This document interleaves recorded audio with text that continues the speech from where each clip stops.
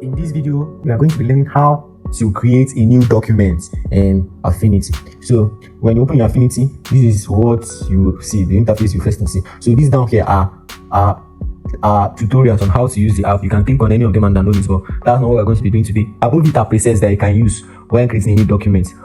Probably you don't have a dimension in mind for your canvas, so you can use this ready-made presets and start creating.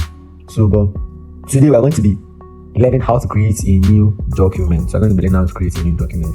In this part, I'm going to be seeing recent downloads. I'm going to be seeing your works, like what you have downloaded before. Then learn is the tutorials that you have done. That's what you have seen. Learn. My templates, I don't know what this one is for, but we'll find out very soon. Favorite, I don't also know what this one is for. Probably what you have created that you love. Then home icon.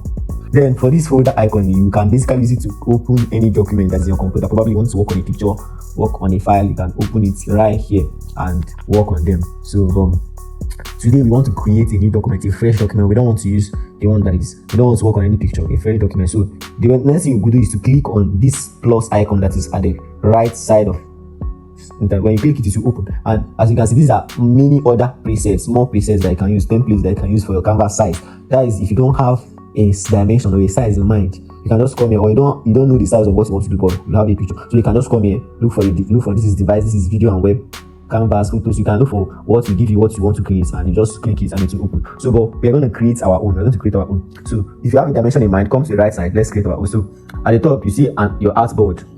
Down here you see document units. Did I use pixel or use inches, millimeter, centimeter, anyone? Then DPI is always at 300. But you can change it, but it's recommended I leave it at 300. Then page width 1080. We're going to work with that now. But if you have another number in your that you want to work with, you can use it another dimension. The same thing with the page height.